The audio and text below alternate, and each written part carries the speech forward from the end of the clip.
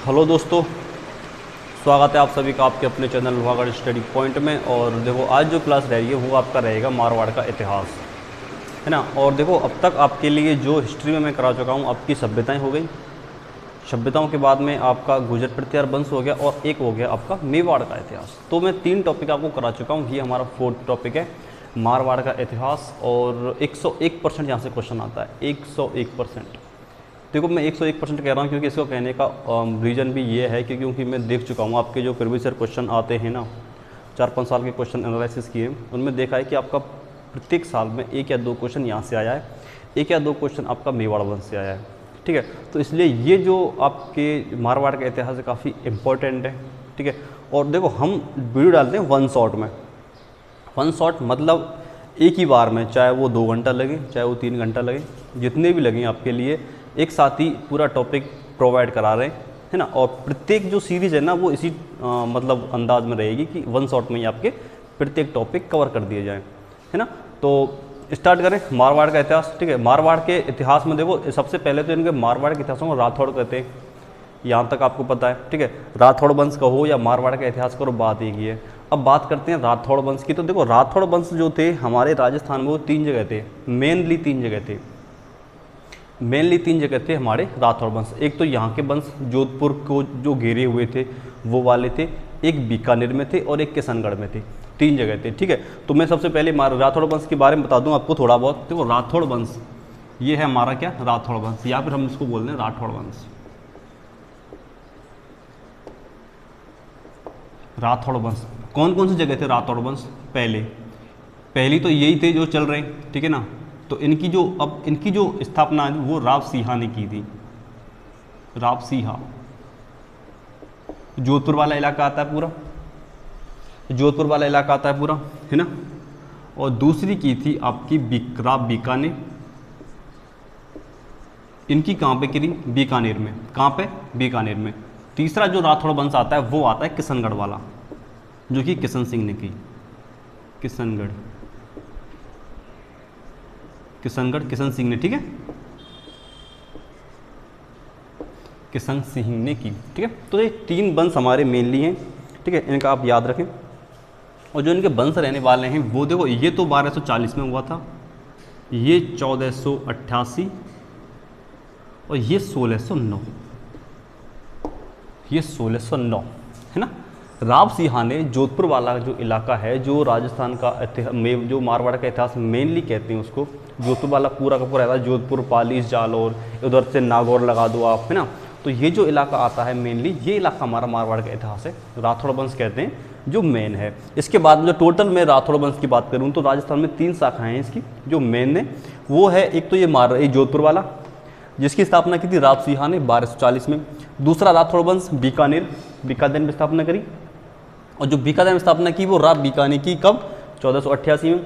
तीसरी किशनगढ़ में किशन सिंह ने की, कब की, 1609 में, है ना। तो ये 3 चीज़ें आपको कवर हो गई कि राठौड़ वंश कहाँ क्या है, राठौड़ वंश कहाँ राठौड़ वंश थे, कंप्लीट, ठीक है। अब बात करते हैं हम जोधपुर वाले इलाके की, राठौड़ वंश क्या है ना।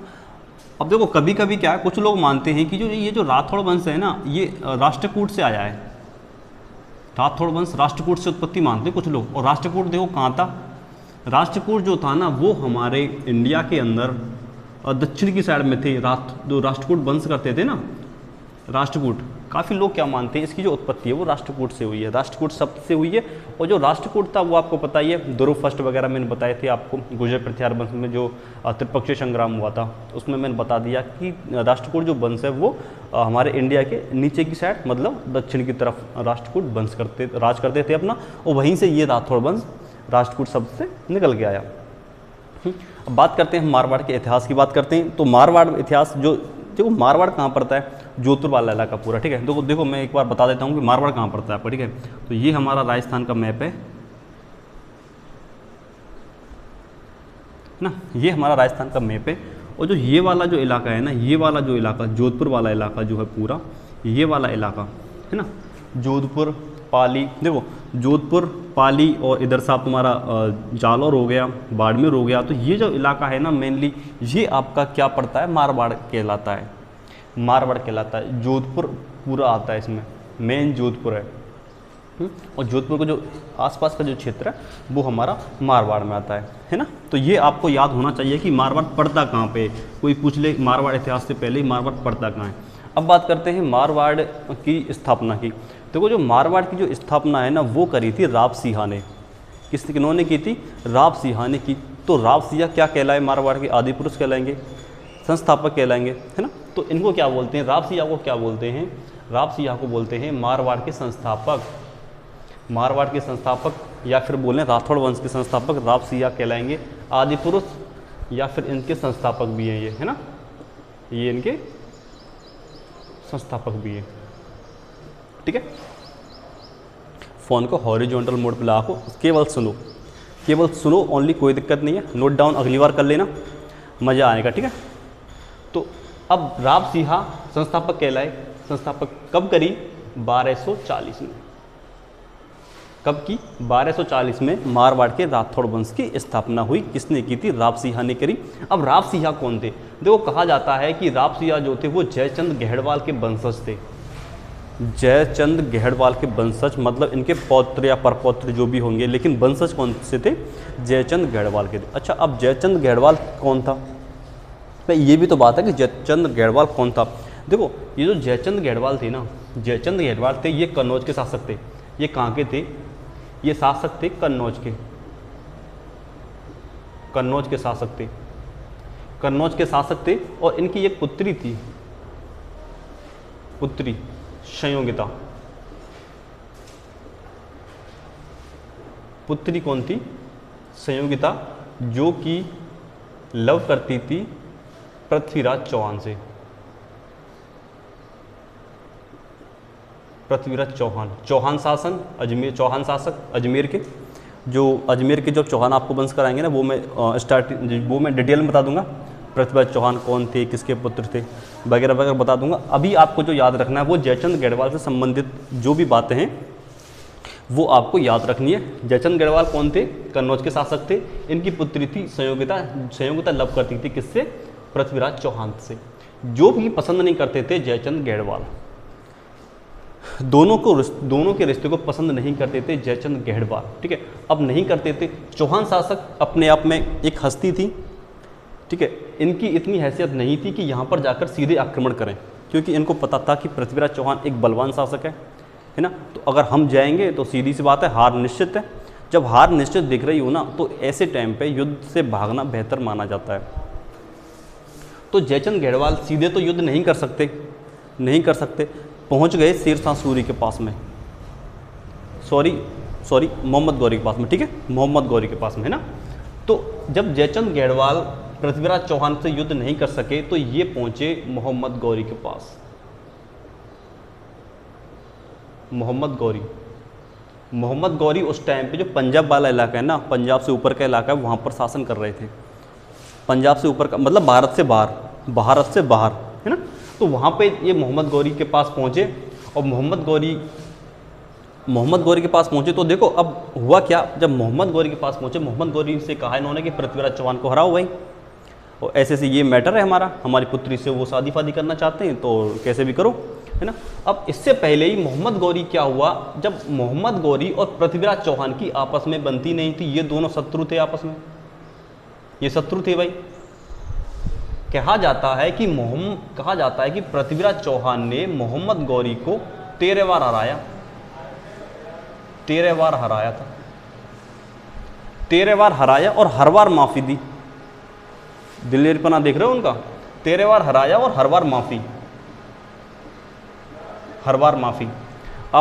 आपने सुना होगा या भी पढ़ा भी होगा आपने, 1191 में एक युद्ध लड़ा गया था, तराइन का युद्ध। कब लड़ा गया था? 1191 में तराइन का युद्ध हुआ। 1191 में तराइन, है ना, तराइन का युद्ध हुआ। तराइन के युद्ध में क्या हुआ था कि मोहम्मद गौरी जो थे वो पृथ्वीराज चौहान के हाथों पराजित हुए, लेकिन पृथ्वीराज चौहान ने तब भी इनको मारा नहीं बल्कि माफ़ कर दिया और जाने दिया। तो ऐसा कितनी बार हुआ? 13 बार हुआ। हमारे इतिहासकार बताते हैं कि ऐसा 13 बार हुआ कि जब 13 बार में पृथ्वीराज चौहान ने मोहम्मद गौरी को माफ़ी दे दी और उन्हें जाने दिया। अब जब जयचंद गहड़वाल शत्रु थे पृथ्वीराज चौहान, मोहम्मद गौरी के शत्रु थे पृथ्वीराज चौहान। तो कहा ही जाता है कि जो शत्रु का शत्रु होता है वो मित्र होता है, सीधी सी बात है। तो जयचंद गढ़वाल इसीलिए मोहम्मद गौरी के पास गए कि पृथ्वीराज चौहान से पहले ही उनकी शत्रुता थी। ठीक है, अब दो हस्ती मिल गई भाई आपस में, एक तो जयचंद गढ़वाल मिल गया मोहम्मद गौरी के पास में जाके। तो मोहम्मद गौरी और जयचंद गढ़वाल दोनों की रणनीति थी कि दोनों ही अपनी सेना को, संयुक्त सेना ले जा करके अपन पृथ्वीराज चौहान पर जाके हमला कर दें और उनके राज्य को हड़प लें, ये इनकी नीति थी। ठीक है, तो 1192 में जाते हैं, 1192 में मोहम्मद गौरी जाता है पृथ्वीराज चौहान के पास में, पृथ्वीराज चौहान के पास में जाता है और पृथ्वीराज चौहान यहाँ पर 1192 में क्या हो जाता है, पराजित हो जाता है जयचंद गढ़वाल और मोहम्मद गौरी की संयुक्त सेना से, है ना। ठीक है, तो देखो जब पराजित हो जाता है, इसके बाद जब भाई मोहम्मद गौरी जब इंडिया में प्रवेश हो गया, ठीक है, तो पता अब कहा जाता है कि ये जो तराइन का युद्ध है ना, सेकंड वाला तराइन का युद्ध है, यहाँ से मुस्लिम नीम रखी इंडिया में, मुस्लिम नीम। ठीक है, मुस्लिम लीग, इसीलिए कुछ लोग जयचंद गढ़वाल को गद्दार साबित करते हैं, गद्दार, विश्वासघाती, जो भी आप कहो शब्द, वो जयचंद गढ़वाल को इंडिया में कहा जाता है। इसलिए कहा जाता है क्योंकि इन्होंने मोहम्मद गौरी का साथ लिया, और तराइन का युद्ध में क्या हुआ, पृथ्वीराज चौहान को पराजित किया और यहीं से मुस्लिम जो नीम थी वो स्थापित हुई, है ना। क्लियर है यहाँ तक?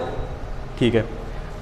अब देखो, अब जब मोहम्मद गौरी साहब जब एक बार इंडिया में कदम रख लेंगे तो जाहिर सी बात है, जब कोई भी शासक हो अपना राज्य का जो विस्तार है वो चाहता है। तो मोहम्मद गौरी ने भी यही किया, अपना राज्य का विस्तार चाहा और बाद में फिर जयचंद गढ़वाल को ही पराजित कर दिया, है ना। तो ये थी जयचंद गढ़वाल की छोटी सी स्टोरी, है ना। अब पृथ्वीराज चौहान को जब हम चौहान वंश कराएंगे तो वहाँ पर पृथ्वीराज चौहान को डिटेल से पढ़ेंगे तो काफ़ी मज़ा आएगा आपको ना।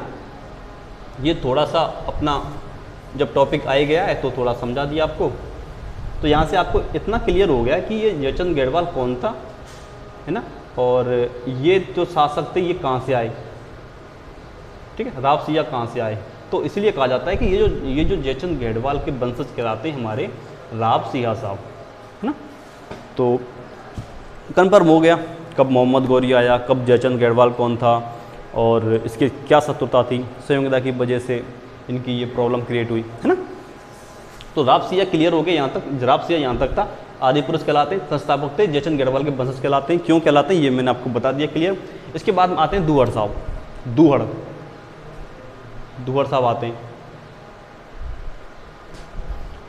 अब दूहड़ साहब ने क्या किया कि ये कर्नाटक से, इनके बारे में सिर्फ इतना ही है, ये कर्नाटक से क्या लाए, नागणेशी माता की जो मूर्ति है वो ले आए और इन्होंने नागणेशी माता की मंदिर बनाया और बाड़मेर में इसको स्थापित कर दिया। कहाँ पर कर दिया? बाड़मेर में स्थापित कर दिया, कर्नाटक लाए। अब ये जो नागणेशी माता है ना, ये हमारे मारवाड़ के राठौड़ वंश की कुल देवी कही जाती है। क्या कही जाती है? ये कुल देवी, मारवाड़ की राठौड़ वंश की कुल देवी कौन? नागणेशी माता, है ना। ठीक है, इसके बाद में बात करते हैं हम कौन? चूड़ा राठौड़। देखो जो मैं यहाँ पर बताऊंगा ना वो मेनली रहेंगे जहाँ से क्वेश्चन आने की संभावना है। ऐसे तो देखो इनके बीच में बहुत जो राजा थे वो आए, लेकिन उनका कोई अस्तित्व नहीं था, आए राज किया चले गए, कोई इतनी मतलब मेन बात नहीं थी जो आपको बताई जाए, है ना। और जो आपको क्वेश्चन में सबसे बड़ी बात है आपके एग्जाम में क्वेश्चन बने, तो वही चीज़ें बताने वाला हूँ मैं आपको जहाँ से आपको क्वेश्चन आने की पूरी संभावना है ना। ठीक, क्लियर है। ठीक है, अब बात करते हैं चूड़ा राठौड़ की, है ना। तो देखो मैंने आपको जब मेवाड़ का इतिहास कराया तो मैं राणा लाखा में आपने पढ़ा होगा, तो राणा लाखा में बताया था कि राणा लाखा की शादी हंसाबाई से हुई थी, लेकिन जो शादी के लिए जो प्रस्ताव आया था ना वो उनके पुत्र के लिए आया था, है ना, पुत्र के लिए आया था, चूड़ा के लिए, राणा चूड़ा के लिए आया था। लेकिन उन्होंने क्या किया, खुद शादी कर ली, है ना, तो हंसाबाई से। तो हंसाबाई जो पुत्री थी ना वो इन्हीं की थी, चूड़ा राठौड़ की। वो राणा चूड़ा थे, राजकुमार चूड़ा, वो राणा चूड़ा थे। ये राव चूड़ा हैं, राव चूड़ा बोलते हैं या चूड़ा राठौड़ बोलते हैं ना।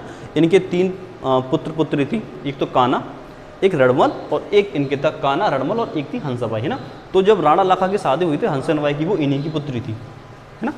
तो देखो हिस्ट्री को क्या है, हिस्ट्री को हमेशा ही एक दूसरे वंश से रिलेट करके पढ़ोगे ना तो आसानी रहेगी। तो देखो मैंने यहाँ पे मेवाड़ वंश भी ला रहा हूँ, साथ ही साथ में आपको बता रहा हूँ कि मेवाड़ वंश में राणा लाखा थे उस टाइम पे ना, और इन्होंने अपनी शादी राणा लाखा से तय कर दी थी।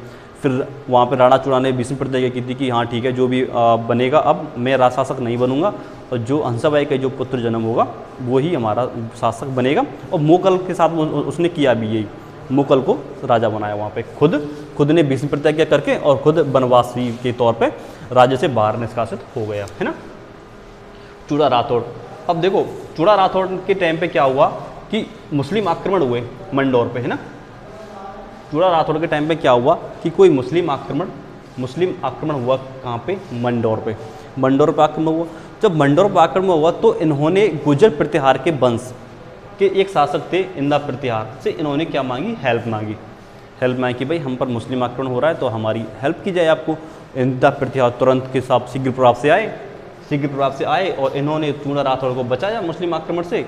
तो इन्होंने खुश होकर क्या किया, इनकी देखो अब जरूरी नहीं कि इनकी मतलब कि यही पुत्र हों, है ना, यही पुत्र थे, 2-3 रानियाँ होती थी, इनका जो जिक्र है ओनली, इनका जिक्र है बस, है ना। तो इन्होंने अपनी एक अन्य पुत्री की जो शादी है वो इंदा प्रतिहार से कर दी, और जो अब मंडौर था वो दहेज में किसको दे दिया, इंदा प्रतिहार को दे दिया। इसलिए जो इंदा प्रतिहार जो हैं वो प्रथम सामंत कहलाए, कहाँ के, मारवाड़ वंश के, ठीक है। गुर्जर प्रतिहार के प्रथम सामंत की बात करें तो कौन थे वो थे हमारे इंदा प्रतिहार हैं। ये बात मैंने आपको जब गुर्जर प्रतिहार वंश कराया था वहाँ पे भी कराई थी। इंदा प्रतिहार जो थे वो जब कराया, इंदा प्रतिहार के बारे में करा रहा था तब मैंने ये वाली बात आपको बताई थी, है ना। अब देखो चूड़ा राठौड़ के 3 पुत्र कौन से थे, रणमल बड़ा था, कान्हा, इसके बाद में हंसाबाई। देखो जो रणमल था वो अधिकतर अपना जो समय वो मेवाड़ में व्यतीत करता था, मेवाड़ में। देखो हंसाबाई के पुत्र जन्म हुआ, मेवाड़ की बात कर रहा हूँ अभी, ठीक है। हंसाबाई के पुत्र जन्म हुआ कौन, मोकल हुआ। इधर थे साहब हमारे कौन, राणा चूड़ा।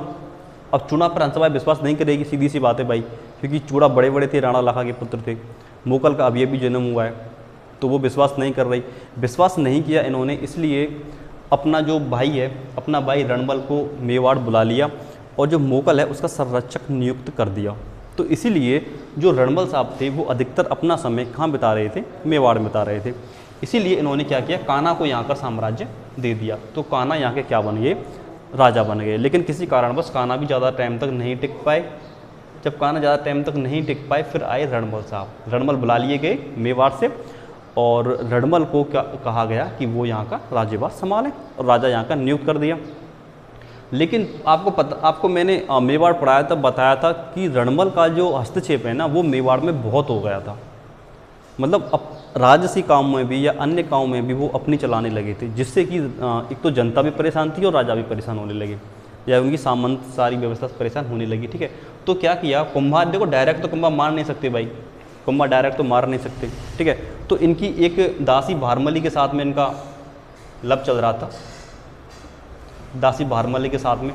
तो कुंभा ने क्या किया, दासी भारमली के साथ में मिलकर इनको विष दिलाया और इनकी हत्या कर दी, रणमल की हत्या कर दी, है ना। जब ये वाली बात, उस टाइम पे रणमल का जो पुत्र है ना राव जोधा, वो भी मेवाड़ी था।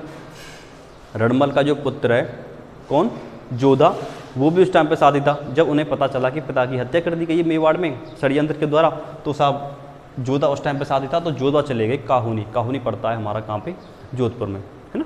काहुनी चले गए और काहुनी से फिर सीधा अपने राजवंश लौटे और अपने मारवाड़ के क्या बने, राजा बने। तो अब स्टार्ट करते हैं हम राव जोधा, है ना, राव जोधा, ठीक है। अब जब राव जोधा, अब कुंभा, जब भाई पिता की हत्या की है तो जाहिर सी बात है राव जोधा को गुस्सा तो आ ही रहा होगा, है ना, आ ही रहा होगा। लेकिन कुंभा का ऐसा इरादा नहीं था कि वो राव जोधा को भी मारे, ऐसा कोई इरादा नहीं था। तो लेकिन राव जोधा के मन में कहीं ना कहीं था ये वाली बात। तो राव जोधा और कुंभा के मध्य हुई थी आवल बाबरी की संधि 1453 में। ये मैं मेवाड़ में भी बता चुका हूँ। देख काफ़ी बातें रिपीट हो रही हैं यहाँ पे, जो मेवाड़ में बताई थी वो भी यहाँ बता रहा हूँ। और देखो रिलेटेड करके पढ़ोगे तो आपको आसानी रहेगी। तो मेवाड़ वंश के साथ याद होगा आपको, और मारवाड़ भी होगा, है ना। अब बात करते हैं हम राव जोधा की। राव जोधा के और कुंभा के मध्य में आवल बावल की संधि हुई। दरअसल ये जो संधि थी ना, ये संधि थी इनके जगह को लेकर के, या इस संधि के माध्यम से क्या हुआ, जो मारवाड़ और मेवाड़ है ना उसकी जगह निर्धारित की गई। मारवाड़ और मेवाड़ की जगह निर्धारित की गई, जगह निर्धारित की गई। भाई ये हमारा मारवाड़ है, ये मेवाड़ है, जो भी मतलब होगा उनके दोनों की जगह फिक्स हो गई, है ना। तो जगहों का निर्धारण किया गया आवल बावल संधि के द्वारा। कब हुई? 1453 में हुई। किन किन के मध्य हुई? राव जोधा और महाराणा कुंभा के मध्य हुई आवल बावल की संधि। किसने करवाई? हंसाबाई के द्वारा। इनकी जो साक्ष्य थे, इनकी जो किसके सामने हुई, वो ही हंसाबाई। अब हंसाबाई देखो, हंसाबाई कुंभा तो हंसाबाई का नाती हुआ, पुत्र का पुत्र हुआ। राव जोधा भतीजा हुआ, है ना, भतीजा हुआ, भाई का पुत्र है ये तो, है ना। तो अब राव जोधा ने 1459 में बसाया क्या? जोधपुर, जोधपुर बसाया, है ना। अब देखो राव जोधा के 3 पुत्र बताए जाते हैं। कहीं कहीं बताया जाता है कि ज़्यादा भी थे, लेकिन मेनली 3 पुत्र हैं, ठीक है ना। कौन? सातलदेव, सूजा, एक राव बीका, है ना। 3 पुत्र हैं राव जोधा के। कौन कौन से? सूजा, सातलदेव और कौन से? राव बीका। बीका, सूजा, सातलदेव, 3 पुत्र हैं, है ना। 3 पुत्र हैं। तो सबसे पहले तो बड़ा पुत्र कौन था? बड़ा पुत्र था राव बीका, राव बीका। लेकिन बीका जो है वो इनकी अन्य पत्नी से था, है ना, अन्य पत्नी से था। और ये दोनों सातलदेव और सूजा ये 2 अन्य पत्नी के थे, ठीक है। तो इनकी जो माता थी सातलदेव और कुंभा की, सॉरी सूजा की, इनकी माता थी जसमा दे। तो जसमा दे के कहने पर जो राव जोधा है उन्होंने जो बनाया, राजा बनाया, वो बनाया सातलदेव। सातलदेव राजा बन गया, ठीक है। अब सातलदेव राजा बन गया तो राव जोधा सीधी सी बात है भाई, अब बीका से कुछ ना कुछ तो कहेंगे भाई कि भाई अब बीका परेशान तो होगा, सीधी सी बात है, ठीक है। तो बीका को कहा गया कि तुम भाई राजा ना बनो, हम सातलदेव को राजा बना देते हैं। तो राव बीका तैयार हो गए कि ठीक है मैं राजा नहीं बनूंगा, लेकिन हमारी भी एक शर्त है। किस शर्त पर राजा बने? इनकी शर्त थी कि इन्होंने 4-5 चीज़ें मांगी थी अपने शासन के लिए। इन्होंने मतलब कुछ चीज़ें मांगी, जैसे राजगद्दी है, अपना सिंहासन है, उनकी तलवार है ना, तलवार वगैरह। तो इन्होंने कहा कि मुझे सिंहासन, तलवार वगैरह कुछ सामान है वो मुझे दे दिया जाए, इसके बाद में मुझे कुछ नहीं चाहिए, ठीक है। और आप यहाँ का जो राजा बनाना चाहते हो वो सातलदेव को बना सकते हो, मुझे कोई ऐतराज़ नहीं है ना। तो ये कह करके बीका, जो राव बीका थे वो चले गए बीकानेर, और उन्होंने बीकानेर की स्थापना की। अन्य जगह पर चले गए और बीकानेर की स्थापना की, ठीक है। बीकानेर की स्थापना किसने की? राव बीका ने। कब करी? 1488 में, राव बीका, ठीक है। अब राठौड़ वंश, जब अगला वंश होगा ना वो बीकानेर का ही होगा, बीकानेर का राठौड़ वंश होगा, ठीक है। बीकानेर का राठौड़ वंश होगा, उसके बाद किशनगढ़ का राठौड़ वंश होगा। इसी प्रकार से हम राठौड़ वंश को क्लियर करेंगे ना। तो आप इतना, अब यहाँ से एक पॉइंट याद रखें कि जो बीकानेर का राठौड़ वंश है उनकी स्थापना 1488 में किसने करी? राव बीका ने करी, याद रहेगा ना। मारवाड़ के राठौड़ वंश की स्थापना किसने की? राव सिंह ने। बीकानेर के राठौड़ वंश की स्थापना करी राव बीका ने। किशनगढ़ के जो राठौड़ वंश थी उनकी स्थापना किसने करी? किशन सिंह ने करी थी। ये राव सिंह ने करी कितने में? 1240 में। सूज और राव बीका ने कब करी? 1488 में, है ना। और जो किशनगढ़ की वो करी 1609 में किशन सिंह ने, ठीक है। तो बीकानेर की स्थापना की 1488 में। अगर कोई पूछे बीकानेर की स्थापना कब हुई तो 1488 में हुई। कोई पूछे जोधपुर की स्थापना कब हुई तो 1459 में हुई। ये दोनों पॉइंट आपको थोड़े से याद रखने। मैंने सन 1 का भी नहीं बताया है, उसका रीज़न ये है सन ना बताने का, क्योंकि देखो सन से आप थोड़ा कन्फ्यूज हो जाएंगे। तो युद्ध वगैरह के सन मैंने बता दिए ओनली, ठीक है। इसके बाद आपको सन याद करने की ज़रूरत भी नहीं, क्योंकि आपका इतना चैप्टर बड़ा नहीं आने वाला। क्वेश्चन भी ऐसे नहीं आते खास करके आपसे सन पूछें। नॉर्मली क्वेश्चन आएंगे, छोटे छोटे क्वेश्चन आएंगे, और यहीं से आपके सारे क्लियर हो जाएंगे, ठीक है। अब बात करते हैं, बीका चले गए साहब, अलग बड़े बड़े थे, लेकिन कहीं किताब में लिखा गया कि ये बीका थे, 5वें पुत्र थे। किसी किताब में ये भी लिखा गया है। लेकिन जो भी है आपको क्या, तो आपको इतना याद रखना है कि जो बीका थे वो चले गए बीकानेर की स्थापना कर दी, अलग जगह चले गए 1488 में। और जो राजा बने वो बने सातलदेव। जब राजा सातलदेव बन गए तो सातलदेव के टाइम पे ये जो अजमेर के जो मल्लू खां थे, अजमेर के मल्लू खां ने भादरा जून पर आक्रमण किया। कहाँ किया? भादरा जून कहाँ पड़ता है? जालौर में पड़ता है ना। अजमेर के मल्लू खां ने कहाँ पर आक्रमण किया? भादरा जून, जो कहाँ पड़ता है? जालौर में पड़ता है। देखो यहाँ पर कुछ चीज़ें नोट नहीं है, लेकिन जैसे अगर आप एक बार देख रहे हो नॉर्मली तो देख लो, लेकिन जब आप लिखो तो जो मैं बता रहा हूँ वो चीज़ें आप नोट डाउन करें अपनी रफ में, है ना। तो अजमेर के मल्लू खां ने भादरा जून, जो कि पड़ता है कहाँ? जालौर में, वहाँ पर आक्रमण किया। जब जालौर किसके अंतर्गत आता है? सातलदेव के राज्य के अंतर्गत आता है ना। लेकिन हार हुई, पराजय हुई, पराजय हुई तो लौट के गई भाई, लौट के जाना है, सीधी सी बात है। तो लौट के जा रहे थे तो एक पीपाड़ गांव पड़ता है, क्या कौन सा, पीपाड़ गांव, एक पीपाड़ गांव। तो पीपाड़ गांव में 140 कन्याओं का अपहरण कर लिया। किसने किया, किसने किया, जो मल्लू खां के सेनापति थे ना, ये सेनापति मल्लू खां के साहब, मल्लू खां के सेनापति घोड़ले खां ने, ठीक है। मल्लू के सेनापति घोड़ले खां ने क्या किया, 140 कन्याओं का अपहरण कर लिया और अपने साथ ले गए अजमेर, है ना, अजमेर। अब जब ये वाली बात सातल देव को पता चली तो सीधी सी बात है भाई, गुस्सा तो आएगा। तो सातल देव को पता चली तो सातल देव तुरंत प्रभाव से अजमेर गए, अजमेर गए, 140 कन्याओं को छुड़ा करके लाए। साथ में घुड़ले खां की पुत्री थी, कौन, गिंदोली, घुड़ले खां की पुत्री थी गिंदोली, उसको भी अपने साथ में ले आए, ठीक है। तो यहाँ पर उसके साथ में तो घुड़ले खां का सिर काट के भी लाए थे ये। सातल देव ने घुड़ले खां को पराजित किया, 140 कन्याओं को छुड़ाया, साथ में इसका सर काटा और इसके पुत्री के साथ में आ गए वापस अपने राज्य, लौट के आ गए। इस तो तब तो वहीं से क्या है कि ये जो स्थापना ये चलता है ना गणगौर, तो यहीं से होती है गणगौर की शुरुआत, है ना, यहीं से गणगौर शुरुआत होती है। अच्छा, गणगौर की शुरुआत अगर मैं बात करूँ तो देखो, अगर आप वैसे याद रखें ना तो याद रख लो चैत्र कृष्ण अष्टमी, है ना, क्योंकि आपके में 30 त्यौहार भी हैं, उनकी डेट भी पूछ सकते हैं, तो ये तो आप याद रख लो, चैत्र कृष्ण अष्टमी, चैत्र कृष्ण अष्टमी हो, चैत्र कृष्ण अष्टमी को गणगौर की शुरुआत को किसने करी, वो करी थी घुड़ले खां की पुत्री थी गिंदौली, ठीक है। एक सेकंड, कौन थी, गिंदौली,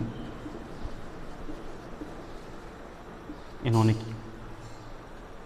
की घुड़ले खां की, ठीक है। तो सातल देव क्लियर हो गया, उसके बाद अगली बात करते हैं हम राव सूजा की। राव सूजा की देखो, राव सूजा की बात कर रहे हैं। अभी तक राव बीका के लिए राव बीका द्वारा मांगी गई चीज़ें नहीं दिलाई गई। राव बीका ने मांगा था ना सिंहासन, उनकी कटार, तलवार, जो भी मांगा था वो अभी तक राव सिंहा के पास में नहीं पहुंची है, राव बीका के पास में नहीं पहुंची। जब राव बीका के पास में अपनी सामान नहीं पहुंचा, सीधी सी बात है भाई, गुस्सा तो आएगा, ठीक है ना, आया। और उन्होंने क्या किया, मारवाड़ पर आक्रमण कर दिया। और मारवाड़ के शासक उस टाइम पे कौन थे, सूजा, जो कि इतनी शक्ति नहीं रखते थे, ठीक है, इतनी शक्तिशाली नहीं थे राव सूजा उस टाइम पे, ठीक है, कमजोर शासक थे राव सूजा। तो राव बीका ने सूजा पर आक्रमण किया, ठीक है। तो आक्रमण के दौरान क्या हुआ, इनकी जो माता थी ना जसमादे, उन्होंने बीच बचाव करी, जसमादे ने बीच बचाव की और जसमादे के कहने पर राव बीका ने मतलब आक्रमण निरस्त कर दिया। और सूजा ने जो भी सामग्री बीका ने मांगी थी वो बीका को सामग्री प्रोवाइड करा दी, उनको दिला दी, ठीक है। और राव बीका ने युद्ध ना करके वापस अपने बीकानेर चले गए, है ना। यहाँ तक बात क्लियर है। अब देखो ये अभी चल रहे हैं ना, रावजोधा के पुत्र चल रहे हैं, सातल देव और सूजा, यहाँ तक क्लियर हो गया आपका, ठीक है। अब बात करते हैं हम किसकी, राव गंगा की। राव गंगा, है ना, सातल देव का पुत्र, सॉरी सूजा का पुत्र, है ना, राव गंगा। अब राव गंगा के टाइम पे क्या हुआ, राव गंगा के टाइम पे ज़्यादा कुछ मतलब बात याद है नहीं, मतलब याद करने लायक, लेकिन आप इतना याद रखना कि जब खानवा का युद्ध हुआ था ना, खानवा का युद्ध हुआ था, कब हुआ था खानवा का युद्ध, 1527 को हुआ था खानवा का युद्ध। खानवा का युद्ध कब हुआ, 1527, ठीक है। किन किन के बीच हुआ, एक तो बाबर थे, बाबर और सांगा, है ना। ये जो युद्ध हुआ ये किन किन के बीच हुआ, बाबर और सांगा के मध्य, बाबर वर्सेज सांगा,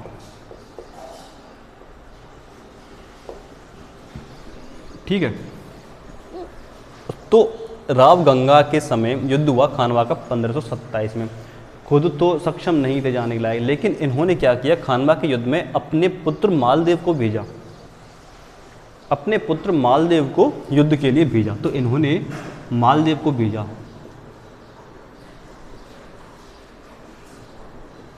मालदेव को खानवा के युद्ध में भेजा, कहते हैं 400 सैनिकों के साथ में, है ना, 400 सैनिकों के साथ में मालदेव को खानवा के युद्ध में भेजा, है ना। और देखो एक बात ये याद रखना, जब खानवा के युद्ध में सांगा जब पराजित होने वाले थे, या फिर कहें कि सांगा जब ग्रसित हो गए थे, घायल हो गए थे, उस टाइम पे मालदेव थे जिन्होंने सांगा को युद्ध स्थल से बाहर ले गए, है ना। ये बात याद रखना, मालदेव थे जो कि सांगा को युद्ध स्थल से सुरक्षित बाहर ले करके गए, है ना। अब बात करते हैं हम किसकी, मालदेव की। मालदेव एक शक्तिशाली शासक थे भाई, मालदेव की बात करते हैं। मालदेव एक शक्तिशाली शासक थे, है ना। लेकिन जब गंगाबाई कमजोर शासक थे, तो इन्होंने क्या कर दी, अपने ही पिता की हत्या कर दी, और ये कहलाए मेवाड़ वंश के या फिर मारवाड़ वंश के प्रथम पितृहंता।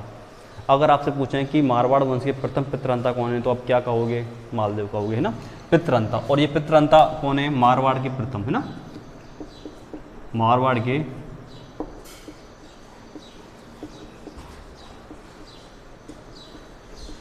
पितृहंता। याद रखना, क्वेश्चन आ सकता है ना, क्वेश्चन आ भी सकता है। तो ये जो बात मैं बताता हूँ, नोट करने के लिए कहता हूँ, वो वाली बात अब विशेष करके याद रखें, क्वेश्चन यहाँ से पूछ सकते हैं। ठीक, अब प्रथम पितृहंता थे, है ना। इन्होंने नागौर और अजमेर के दौलत खां को पराजित किया। इन्होंने नागौर और अजमेर के दौलत खां को पराजित किया, कब, 1533 में पराजित कर दिया। ठीक है, अब जब पराजित कर दिया तो इन्होंने जाहिर सी बात है किसकी हेल्प ली, बीरमदेव की। बीरमदेव कहाँ के थे, मेड़ता के। मालदेव ने बीरमदेव की सहायता से नागौर और अजमेर के दौलत खां को पराजित कर दिया। ठीक है, लेकिन अब मालदेव और बीरमदेव मित्र होंगे, जाहिर सी बात है, लेकिन एक दरियाबजोश हाथी था, उनके बीच में दरियाबजोश हाथी को लेकर के इन दोनों के मध्य में युद्ध हो गया, या झगड़ा हो गया, झगड़ा लिखो, युद्ध नहीं, झगड़ा लिख लो आप, झगड़ा हो गया। एक दरियाबजोश हाथी था, दरियाबजोश हाथी को लेकर के बीरमदेव और मालदेव के मध्य क्या हो गया, झगड़ा हो गया। ठीक है, इसके बाद में जब झगड़ा हो गया तो सीधी सी बात है, मालदेव ने मतलब बीरमदेव पर क्या किया, आक्रमण कर दिया होगा, सीधी सी बात है। तो मेड़ता पर आक्रमण हुआ 1535 में, और मेड़ता के उस टाइम पे शासक कौन थे, बीरमदेव थे। लेकिन बीरमदेव इतने ताकतवर नहीं थे कि वो मालदेव के द्वारा जो युद्ध हुआ उसको सह सकें। कब किया ये युद्ध आक्रमण, 1535 में। 1535 में मालदेव ने बीरमदेव पर आक्रमण किया। तो सीधी सी बात है कि जब लड़ने में सक्षम नहीं हो, पता है सामने वाले ताकतवर है, तो वहाँ से भाग जाना उचित है। तो ये बीरमदेव भाग गए और कहाँ पहुँच गए, शेरशाह सूरी के पास में। शेरशाह सूरी दिल्ली के शासक थे उस टाइम पे, दिल्ली पहुँच गए शेरशाह सूरी बीरमदेव के पास, बीरमदेव पहुँच गए शेरशाह सूरी के पास में। और शेरशाह सूरी कहाँ के शासक थे उस टाइम पे, दिल्ली के शासक थे, है ना। ठीक है, दिल्ली के शासक थे। इसके बाद में इन्होंने एक युद्ध किया, पाहेवा का युद्ध। पाहेवा कहाँ पड़ता है, जोधपुर में पड़ता है। कहाँ पड़ता है पाहेवा, पाहेवा पड़ता है तुम्हारा जोधपुर में, पाहेवा जोधपुर में पड़ता है। कब हुआ ये युद्ध, 1541 को हुआ। कब हुआ, 1541। और पाहेवा, अब इसमें जो हार हुई वो कौन हुई, राव जैत सिंह की। राव जैत सिंह उस टाइम पे बीकानेर के शासक थे भाई, बीकानेर के, बीकानेर। अब देखो, अब बीकानेर में भी तो भाई यही खून है, बीकानेर में भी तो यही खून है, यहाँ से अलग हुआ है राव बीका से, तो मतलब कहीं ना कहीं भाई भाई होंगे, सीधी सी बात है। तो ये भाई भाई वाला युद्ध है ना। तो राव जैत सिंह बीकानेर के थे, तो बीकानेर पाहेवा के युद्ध में राव जैत सिंह हो गए पराजित। जीत किसकी हुई, मालदेव की हुई। तो जब सीधी सी बात है, राव जैत सिंह इसमें मारे भी गए थे, राव जैत सिंह मारे भी गए थे, लेकिन इनका पुत्र था कल्याणवर जो कि बच गया था। जब पिता मर गया हो, स्वयं बच गया हो, तो सीधी सी बात है कोई ना किसी बड़ी हस्ती के पास ही जाएगा। तो कल्याणवर भी कहाँ पहुँच गए, शेरशाह सूरी के पास में। शेरशाह सूरी उस टाइम पे दिल्ली के शासक थे भाई, शेरशाह सूरी उस टाइम पे दिल्ली पर राज कर रहे थे, है ना। पुत्र पहुँच गए सब, अब पुत्र पहुँच गए। अब जब दोनों शेरशाह सूरी के पास में पहुँच गए, तो सीधी सी बात है शेरशाह सूरी आक्रमण करना चाहेगा मालदेव पे, आक्रमण चलाए। तो अगला युद्ध हुआ गिरिसुम्बेल का युद्ध। गिरिसुम्बेल का युद्ध हुआ कब हुआ, 1544 में, मालदेव और शेरशाह सूरी के मध्य में, है ना, मध्य में हुआ था। अब शेरशाह सूरी का साथ किसने दिया होगा, शेरशाह सूरी का जो साथ दिया था वो दिया था किसने, एक तो थे बीरमदेव, बीरमदेव कहाँ के, मेड़ता के, ये मेड़ता के थे। और दूसरा कौन था, कल्याणमल। कल्याणमल कहाँ के थे, बीकानेर के थे। कल्याणमल बीकानेर के ना, BKN बीकानेर। कल्याणमल थे बीकानेर के। दोनों ने शेरशाह सूरी का साथ दिया, किसके खिलाफ, मालदेव के खिलाफ। अब मालदेव के पास उस टाइम पे मालदेव के 2 सेनापति थे जांबाज ताकतवर, कौन थे, जैता और कूपा। ये जैता और कूपा भाई, जैता और कूपा, जैता और कूपा। इससे पहले शेरशाह सूरी ने मालदेव के किस्से सुन रखे थे, वीरता के किस्से। वीरता के किस्से कहूँ तो और बेटर रहेगा, है ना। इससे पहले शेरशाह सूरी ने मालदेव के वीरता के किस्से सुन रहे थे। कहीं ना कहीं शेरशाह सूरी को डर था, कहीं ना कहीं हारने का डर था शेरशाह सूरी को, कि कहीं ना कहीं हार भी सकता हूँ। तो इस डर से क्या किया इन्होंने युद्ध के दौरान शेरशाह सूरी ने एक अफवाह पत्र जिसमें उसने लिखा हुआ था कि जो जैता और कुंपा है वो मेरी तरफ है ना। तो एक अफवाह जो पत्र है वो कहाँ पर डाल दिया, जैता और कुंपा का जहाँ पर टेंट लगा हुआ था उधर डाल दिया। ठीक है, डाल दिया, जानबूझ के डाल दिया, सीधी सी बात है। अब जानबूझ के जब एक लेटर जो जैता और कुंपा के खिलाफ डाला गया, ठीक है, पत्र, क्योंकि झूठा था, है ना। मतलब एक तरीका कहूँ तो ये रणनीति होगी अलग करने की, क्योंकि भाई कहीं ना कहीं इतने युद्धों को विजय दिलाने के लिए जैता और कुंपा का सहयोग रहा होगा, है ना, सहयोग रहा होगा ना। और शेरशाह सूरी ने सीधी सी बात है पहले सोचा होगा कि भाई जो इनकी ताकत है, पहले ताकत को ख़त्म किया जाए। और ताकत कौन थी मालदेव की, जैता और कुंपा थे। जैता कुंपा ताकत थी इसकी। तो जब जैता और कुंपा इसकी ताकत थी, तो इस ताकत को ख़त्म करने के लिए शेरशाह सूरी ने रणनीति रखी। झूठा पत्र, जो जैता और कुंपा था, जो उसके तंबू लगे हुए थे, उस टाइम पे तंबू लगते थे, है ना, तो उसके बाद डलवा दिया। किसी सेनापति के वो हाथ लग गया, और सैनिक के हाथ लग गया होगा, और सैनिक कहाँ लेकर गया उसको, मालदेव के पास में। ठीक है, जब मालदेव को ये बात पता चले तो सीधी सी बात है, मालदेव को पता चल गया कि जब जैता और कुंपा ही मेरे खिलाफ हैं तो युद्ध तो हारना ही हारना निश्चित है। ठीक है, तो पता चलते ही मालदेव भागने की पूरी तैयारी में, मतलब युद्ध स्थल से भागने की तैयारी में, है ना। ये वाली बात जैता कुंपा को पता चलो तो जैता और कुंपा ने बहुत कोशिश की मालदेव को रोकने के लिए कि ये सिर्फ एक शेरशाह सूरी की रणनीति है। लेकिन सीधी सी बात है भाई, कोई मानने को तैयार नहीं था, जान सबको अपनी प्यारी होती है। तो ये बात मालदेव ना समझ, मतलब कतई नहीं थे कि ये बात समझ लें। इसीलिए मालदेव युद्ध स्थल से भाग कर चले गए सिवाड़ा के दुर्ग में। सिवाड़ा कहाँ पड़ता है, जालौर पड़ता है। ठीक है, भाग कर, यहाँ लिख दो, भाग कर चले गए साहब, युद्ध स्थल से भाग गए, है ना। युद्ध स्थल से भाग के कहाँ चले गए, सिवाड़ा के जालौर चले गए। सिवाड़ा कहाँ पड़ता है, सिवाड़ा दुर्ग जालौर पड़ता है, वहाँ चले गए। और जैता कुंपा वीरता के साथ में गिरी और सुंबिल के युद्ध में शेरशाह सूरी के साथ में मुकाबला किया। लेकिन जब राजा ही साथ नहीं तो सीधी से हार तो निश्चित है। फिर भी जैता और कुंपा शेरशाह सूरी से लड़ते हुए वीर गति को प्राप्त हो गए, है ना। अब देखो गिरी सुंबिल के युद्ध में कब हुआ, 1544 में हुआ। इसमें गिरी जो पड़ता है ना वो पड़ता है पाली में, और सुमेल पड़ता है वो पड़ता है अजमेर में। ठीक है, सुमेल कहाँ पड़ता है, अजमेर में पड़ता है, और गिरी कहाँ पड़ता है, पाली में पड़ता है। ठीक, अब देखो, अब गिरी और सुमेल अब जगह तो हो गई, लेकिन अब अगर बात करें कि दो नाम क्यों, दो नाम इसलिए थे कि जो मालदेव का था, जो मालदेव जो जहाँ पर ठहरा था ना, मालदेव जहाँ ठहरा था वो जगह थी गिरी पाली।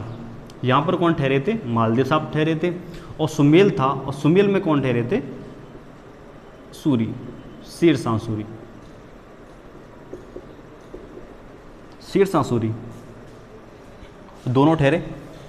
ठीक है। अब जब ये वाली बात भाई इनकी पत्नी को पता चली, पत्नी कौन थी इनकी, पत्नी थी उमादे। पत्नी कौन थी, उमादे। ये लूणकरण की पत्नी थी, कौन की, लूणकरण। ठीक है, पत्नी, ठीक है, ये पत्नी थी, सॉरी ये डॉटर थी लूणकरण की।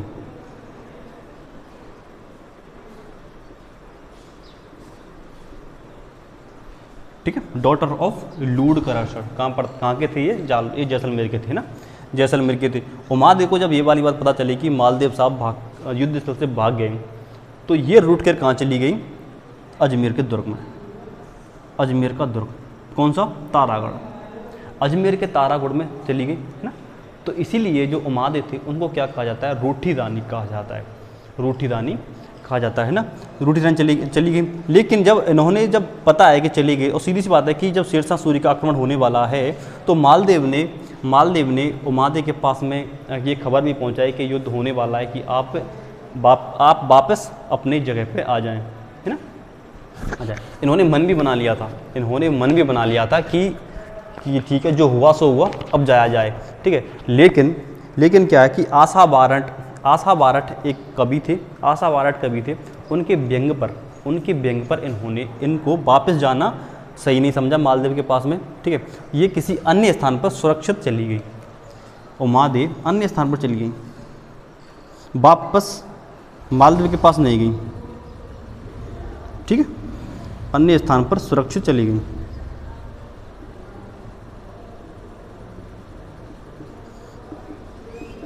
ठीक है, अन्य स्थान पर चली गई सुरक्षित। किसके कहने पे? आशा बारठ के कहने पर, आशा बारठ के व्यंग कसने पर, यूँ कहें तो बेस्ट रहेगा, चली गई, ठीक है, चली गई। और युद्ध के विजेता कौन रहे? शेरशाह सूरी रहे। जैताकुंभ पर मारे गए, युद्ध के विजेता हो गए शेरशाह सूरी, ठीक है, शेरशाह सूरी हो गए। उस दौरान शेरशाह सूरी ने कहा था कि मुट्ठी भर बाजरे के लिए मैं दिल्ली की बादशाहत खो देता। ऐसा इन्होंने क्यों कहा? ये वाली बात आती है क्वेश्चन में, ठीक है। शेरशाह सूरी, ये वाला जो कथन है ना, ये वाला कथन एग्जाम में पूछा जाता है कि किसने कहा था कि एक मुट्ठी बाजरे के लिए मैं दिल्ली की बादशाहत खो देता। किसने कहा था? शेरशाह सूरी ने कहा था। क्यों कहा था? क्योंकि वो हारते हारते जीता था। अगर मालदेव युद्ध स्थल से भागकर नहीं जाते तो सीधी सी बात है कि वो पक्का है कि वो विजयी होते, मालदेव विजयी होते और शेरशाह सूरी परास्त होना निश्चित था, अगर ये रणनीति वो नहीं रचता, है ना। तो इसीलिए उन्होंने कहा कि शेरशाह सूरी ने कि मुट्ठी भर बाजरे के लिए मैं दिल्ली की बादशाहत खो देता। तो ये याद रखें। किस युद्ध के दौरान कहा? गिरि और सुमेल के युद्ध के दौरान। गिरि सुमेल का युद्ध कब हुआ? 1544 में हुआ। किसके खिलाफ? कौन कौन थे? मतलब मालदेव और शेरशाह सूरी दोनों युद्ध में थे, है ना। विजयी कौन हुआ? शेरशाह सूरी हुए। इसमें जो अगर पूछें कि मालदेव के जो सेनापति थे वो कौन थे? जैता और कुंपा थे, दोनों, ये याद रखनी है आपको। इसके बाद में ये जो कथन है वो किसने कहा? शेरशाह सूरी ने कहा। क्यों कहा? मुट्ठी भर बाजरा इन्होंने इसलिए कहा क्योंकि देखो ये ठहरे बादशाह कहाँ के? दिल्ली के, है ना, दिल्ली के। और दिल्ली के आगे जो अगर मारवाड़ की कंपेयर करें, दिल्ली और मारवाड़ की कंपेयर करें तो सीधी सी बात है बहुत छोटा सा हिस्सा है दिल्ली के आगे बहुत छोटा सा हिस्सा है मारवाड़। इसलिए इन्होंने कहा कि मुट्ठी भर बाजरे के लिए मैं क्या करता? दिल्ली की बादशाहत खो देता, है ना। ये वाली बात शेरशाह सूरी ने कही। और इसके बाद में जब मालदेव चले गए, है ना, तो सीधी सी बात है कोई नहीं रहेगा राज्य पे, तो मारवाड़ का जो राज सिंहासन है वो हो गया खाली। जब मारवाड़ का सिंहासन खाली हो गया तो उसको घोषित कर दिया गया खालसा घोषित कर दिया गया। कब किया गया? वो किया गया 1662 को। 1662 को कितने दिन के लिए? 524 दिन के लिए खालसा, मतलब 524 दिन जो है वो मारवाड़ का सिंहासन खाली रहा, मतलब मालदेव अपने राज्य नहीं लौटे, घोषित कर दिया गया खालसा। अच्छा, अब बात आ गई खालसा होता क्या है? खालसा होता, देखो फिलहाल अब मैं अगर वर्तमान की बात करूं तो वर्तमान में क्या है, यदि किसी भी राज्य का यदि कोई सीएम वगैरह अगर एक्सपायर हो जाता है किसी कारणवश, ठीक है, तो डायरेक्ट जो शासन है ना वो राष्ट्रपति के शासन का आ जाता है, वहाँ पे आ जाता है ना, सीधी सी बात है। अगर राष्ट्रपति शासन आ जाता है तो सेम इसीलिए तो सेम वही पैटर्न है। अब लगता है राष्ट्रपति शासन, उस टाइम पे होता था खालसा घोषित, मतलब कि सीधा अब ये अंडर आ जाएगा किसके? सेंटर के, मतलब दिल्ली के अधीन। तो अब खालसा घोषित होना मतलब दिल्ली के अधीन था, मतलब जो यहाँ का जो राज्य है वो शेरशाह सूरी के अधीन था। शेरशाह सूरी की ही चलेगी यहाँ पर अब, क्योंकि दिल्ली पर शेरशाह सूरी थे भाई बैठे थे, ठीक है, तो शेरशाह सूरी की चलने वाली है यहाँ पर। तो खालसा घोषित करना होता है सीधे सेंटर के अधीन हो जाना, है ना। वर्तमान में राष्ट्रपति शासन होता है, पहले ही खालसा होता था। कितने दिन तक रहा? 524 दिन। ये पहली बार था, है ना, ये पहली बार। टोटल जो मारवाड़ रहा है खालसा वो रहा है 3 बार, है ना। टोटल जो मारवाड़ जो खालसा घोषित रहा है वो रहा है 3 बार रहा है। 3 बार में जो पहली बार था वो कौन सा? 1662, ये आपको याद रखना है। 1662 में पहली बार रहा। किसके शासनकाल में? मालदेव के शासनकाल में रहा। किसके? और उस टाइम पे दिल्ली के शासक कौन थे? क्या कहोगे आप? शेरशाह सूरी थे, है ना। 2-3 चीज़ें ये याद रखनी है। रूठी रानी कौन कहलाएंगी? उमादे किसकी पत्नी थी? मालदेव की ना, वाइफ ऑफ मालदेव, मालदेव। ठीक है, ठीक है। अब इसके बाद में बने इनके पुत्र चंद्रसेन, है ना। अब बात करते हैं आगे चंद्रसेन की। हाँ जी, तो देखो मालदेव हो गए हमारे, मालदेव में खालसा घोषित हो गया। कितने दिन के लिए? 524 दिन के लिए। उस टाइम पर दिल्ली के शासक कौन थे? शेरशाह सूरी थे। ठीक है, ठीक है। अब आगे जब 500 दिन तक खालसा घोषित रहा, उसके बाद में बारूद के ढेर पर पैर वैर रखने की वजह से शेरशाह सूरी की हो जाती है मृत्यु। और शेरशाह सूरी की मृत्यु होने के बाद में जो मारवाड़ था उस पर शासन करते हैं हमारे रावचंद्र सेन। रावचंद्र सेन को कहा जाता है एक तो महाराणा मारवाड़ का प्रताप और दूसरा कहा जाता है भूला विसरा राजा। अच्छा, इनको भूला विसरा राजा क्यों कहा जाता है? क्योंकि देखो ये भी जैसे महाराणा प्रताप ने अपना जो पूरा जीवन है जो व्यतीत किया वो इधर उधर घूम कर के किया, है ना, इधर उधर घूम कर किया।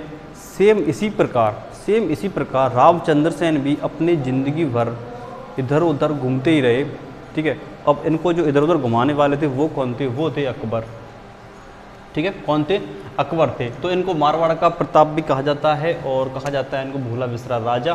ठीक है, देखो अकबर ने हुसैन कुली खां को भेजा चंद्रसेन को पकड़ने के लिए या चंद्रसेन पर हमला करने के लिए। ठीक है, तो लेकिन वहाँ से क्या किया? चंद्रसेन जी जोधपुर से गए भाग। हुसैन खां के नेतृत्व में अकबर ने सेना भेजी। सेना भेजने पर तो चंद्रसेन सामना करने की स्थिति में नहीं थे, तो चंद्रसेन जोधपुर से भाग गए। जोधपुर से भागने के बाद में जोधपुर हो गया खाली। जब जोधपुर खाली हो गया तो जोधपुर पर जो शासन को जो नियुक्त किया वो किसको किया? राय सिंह को किया। किसको किया? राय सिंह को किया। राय सिंह कहाँ के थे? बीकानेर के थे। आपको याद आ रहा होगा तो कहीं ना कहीं आपको मालदेव पढ़ाया था ना मैंने। मालदेव ने क्या किया था? बीकानेर के राव जैतसी को मार दिया था। मालदेव ने क्या किया था?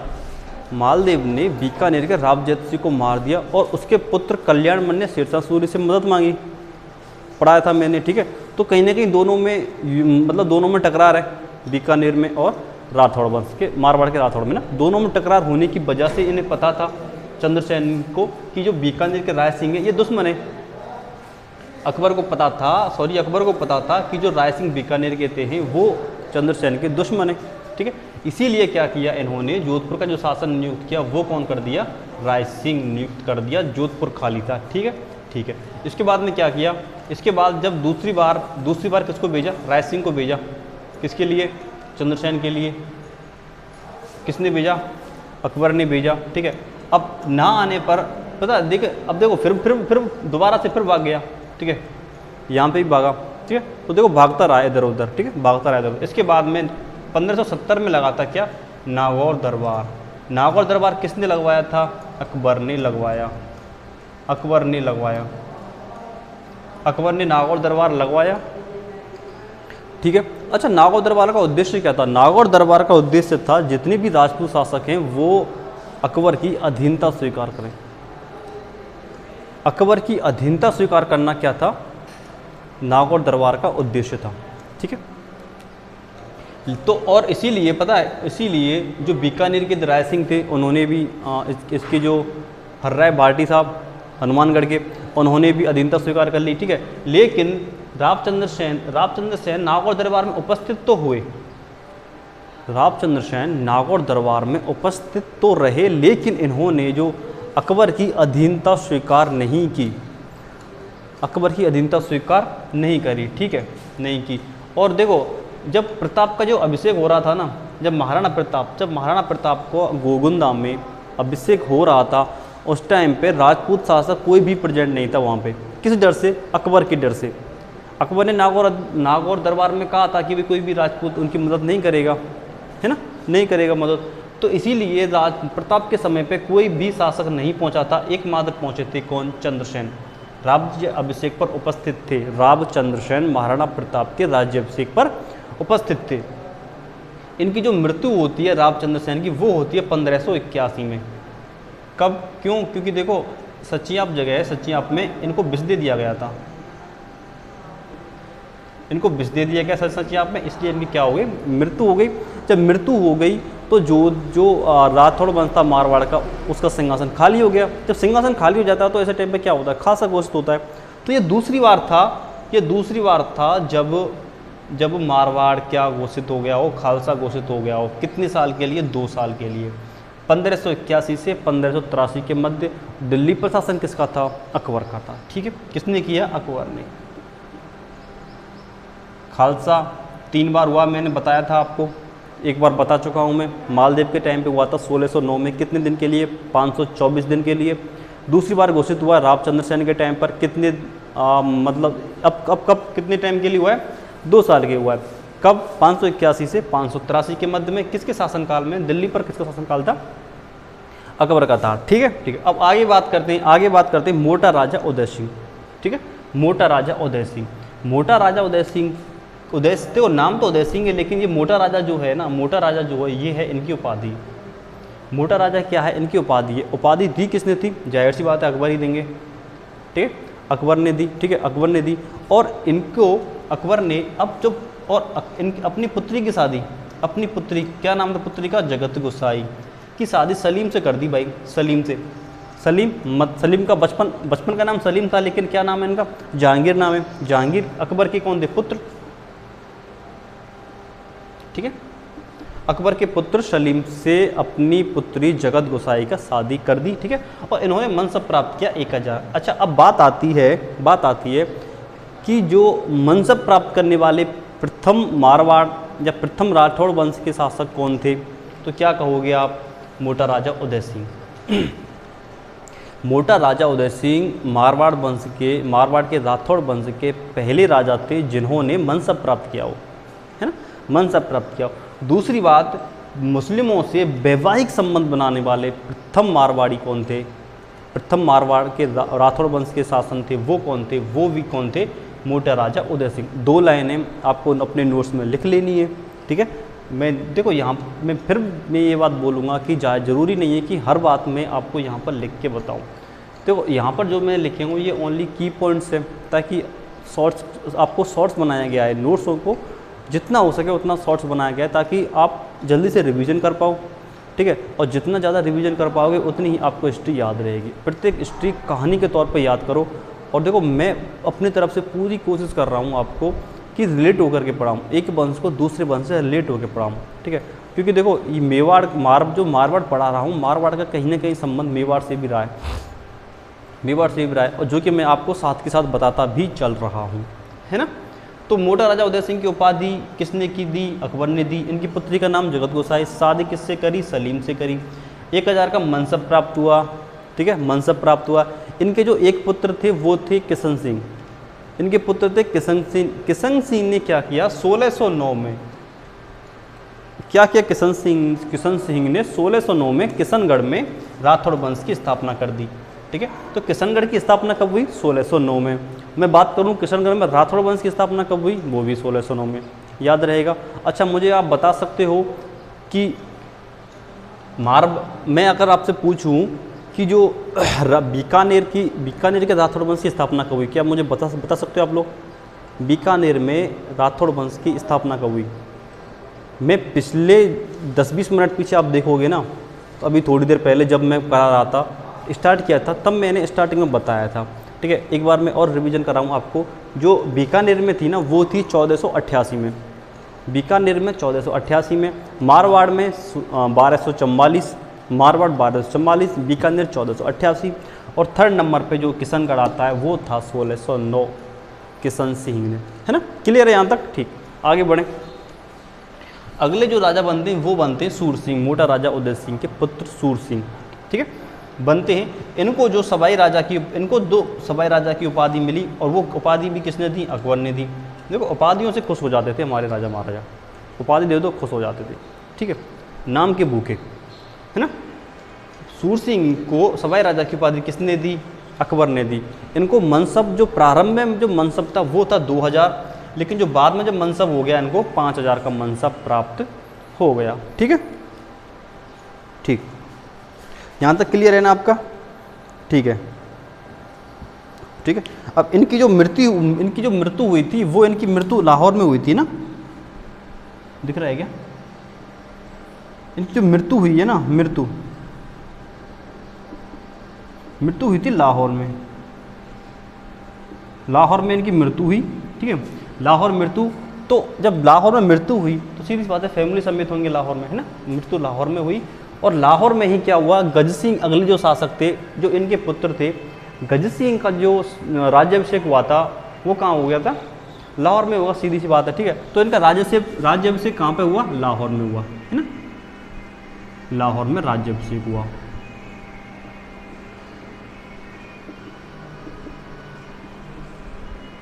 याद रहेगा, ठीक है, याद रहेगा, ठीक है।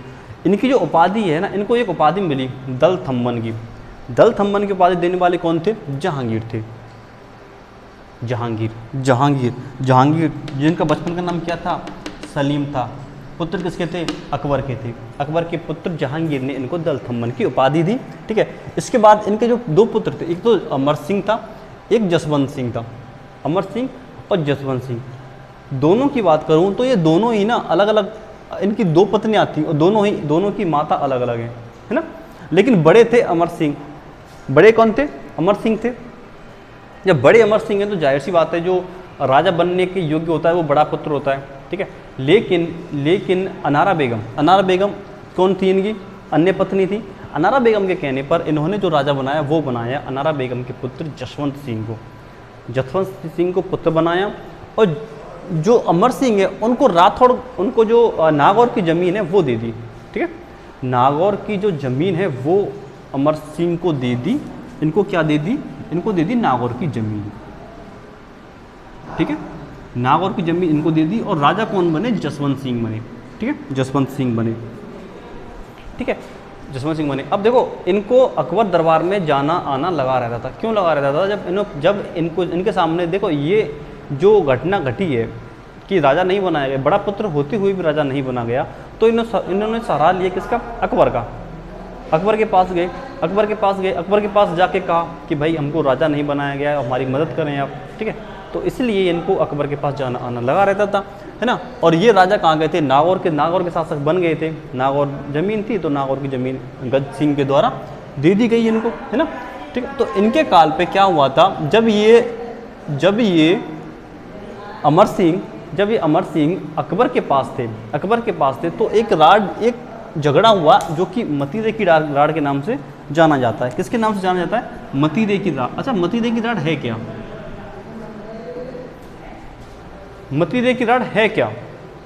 देखो मतीरे की राड़ एक छोटी सी राड़ है, छोटी सी लड़ाई है, छोटी सी, ऐसा भी नहीं कुछ खास हो। पता है हुआ क्या था, ठीक है।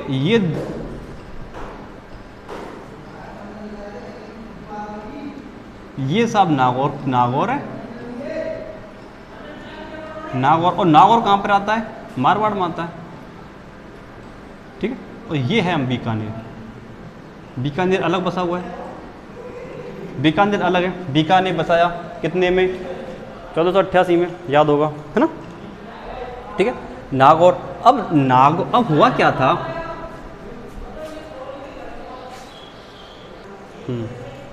ठीक है। मतीरे की राड़, है ना। मतीरा एक फल होता है, पता है आप, ठीक है। नहीं पता हो तो मैं बता रहा हूँ, मतीरा एक फल होता है, देखा तुमने भी नहीं है, पता भी नहीं क्या है। हाँ, कलिंदो जैसो, तरबूज जैसो, है ना। तो हुआ क्या है, देखो बेल लगी इधर, है ना, फल था यहाँ का। और फल पता है जब जहाँ से उगेगा, जाहिर सी बात है जहाँ से उगेगा वहाँ तो रहता नहीं है, ठीक है। और बेल होती है मतीरे की, बेल चलती है ना नीचे, ठीक है। अब बेल चल के किसी भी कारणवश भाई नागौर में आ गई, ठीक है, मारवाड़ वाले इलाके में आ गई। मारवाड़ में क्या पड़ता है, नागौर इलाका पड़ता है। और नागौर के जब नागौर पे शासन कौन कर रहा था, अमर सिंह कर रहे थे, अमर सिंह राठौड़ कर रहे थे, ठीक है। और बीकानेर पे कौन कर रहे थे, बीकानेर पे उस टाइम पे थे करण सिंह, ठीक है। वही कब थी मतीरे की राड़, 1644 में हुई थी, है ना, 1644 में हुई थी मतीरे की राड़, है ना। अब जब देखो पेड़ लगा बीकानेर पे, ठीक है, उसकी बेल गई नागौर में, तो फल कहाँ लगा, नागौर में, है ना। जब नागौर में फल लगा तो सीधी सी बात है भाई, जब कोई आएगा नागौर के बासीन, किसी नागौर के आदमी ने फल तोड़ा, फल तोड़ लिया, ठीक है। अब ये बात जब पता चली बीकानेर किसी आदमी को पता चली, तो उन्होंने क्या किया, इसका विरोध किया कि भाई जब पेड़ हमारा है तो फल भी हमारा होगा। इधर साहब नागौरवासी भी परेशान कि भाई जब हमारे इलाके में आके फल लगा है तो फल हमारा हुआ, ठीक है। तो ये छोटी सी बात इतना बड़ा इश्यू बन गई कि युद्ध का कारण बन गई, ठीक है। दोनों ही पक्ष के लोगों ने अपने राजा के पास ये सूचना दी। राजा साहब युद्ध के लिए तैयार हो गए कि भाई अब तो इसके लिए युद्ध होगा, है ना, युद्ध होगा। तो कर्ण सिंह युद्ध के लिए तैयार इधर, लेकिन अमर सिंह युद्ध के लिए तैयार। लेकिन अमर सिंह उस टाइम पे कहाँ थे? अमर सिंह अकबर दरबार में थे, दिल्ली अकबर दरबार में थे। अब अकबर दरबार से उनको आना था, लेकिन अकबर ने उनको जाने की अनुमति नहीं दी, ठीक है। अब पहले तो अनुमति तो तब दें तब अमर सिंह अकबर से मिले। अकबर के साले साहब थे सलामत खां। कौन थे? सलामत खां। ये सलामत खां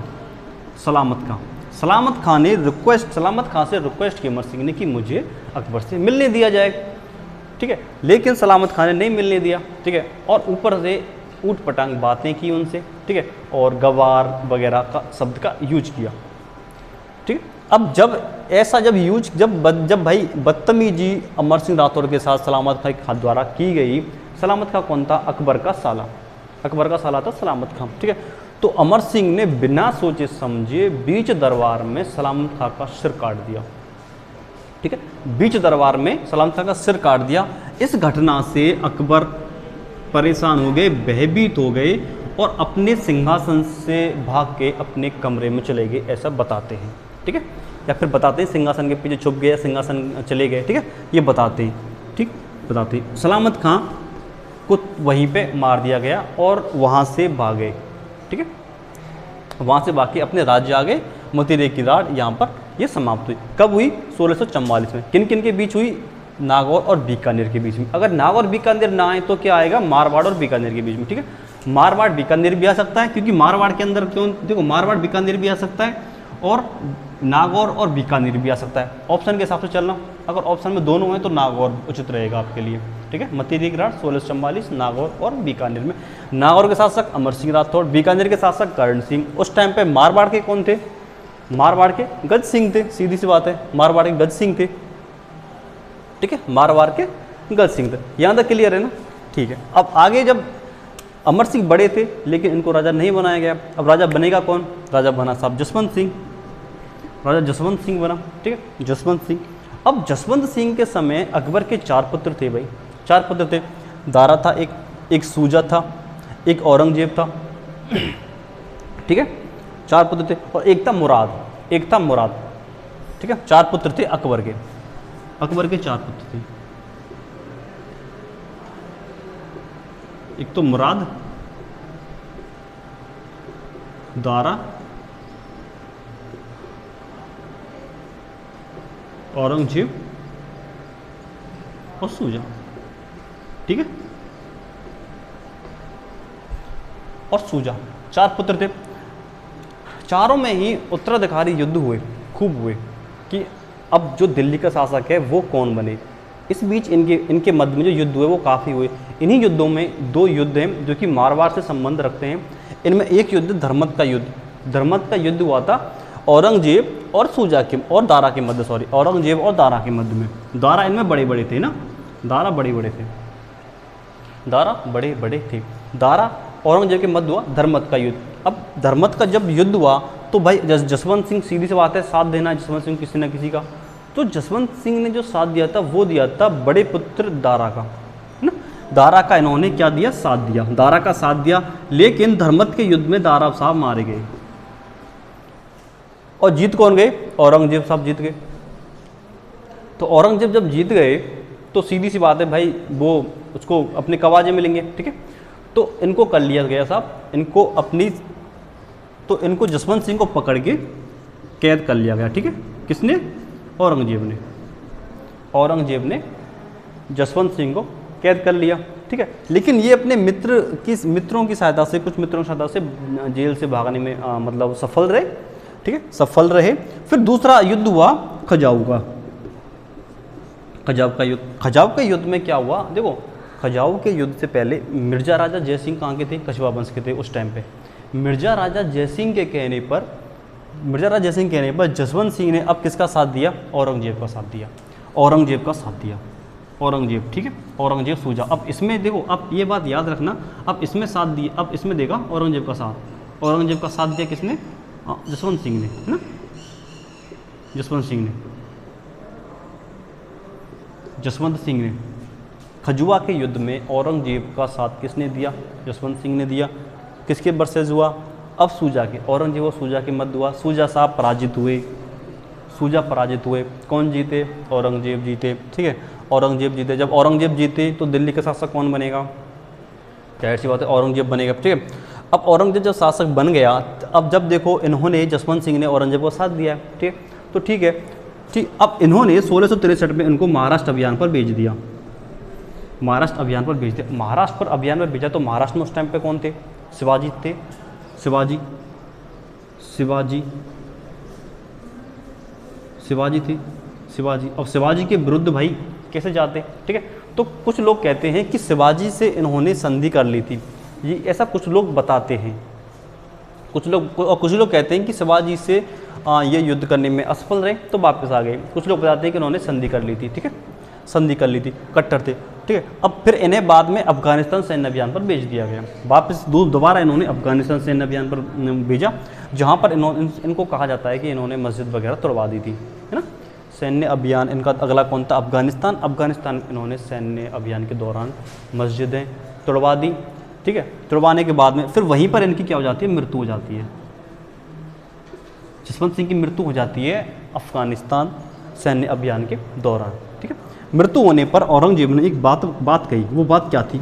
वो कही थी कि आज कुफ्र का दरवाज़ा ढह गया, ठीक है, कुफ्र का दरवाज़ा ढह गया। देखो, कुफ्र का मतलब होता है बेईमान भी कह सकते हैं, बेईमान भी कह सकते हैं, है ना। कुफ्र का मतलब बेईमान या फिर धर्म विरोधी, है ना, कट्टर धर्मी भी इसमें एक शब्द आता है, कट्टर धर्मी भी बोल सकते हैं, है ना। तो औरंगजेब ने आज कुफ्र का दरवाज़ा ढह गया किसके लिए कहा? किसके लिए कहा? जसवंत सिंह के लिए कहा। जसवंत सिंह कहाँ के शासक थे? तो जसवंत सिंह कहाँ के शासक थे भाई? जसवंत सिंह कहाँ के शासक थे? मारवाड़ के शासक थे। जसवंत सिंह के पिता का नाम गज सिंह था, पता है आपको, ठीक है, ठीक है। अब जब साहब किसकी, जसवंत सिंह की मृत्यु हो गई, जसवंत सिंह की मृत्यु हो गई तो मारवाड़ पद खाली हो गया, ठीक है, खाली हो गया।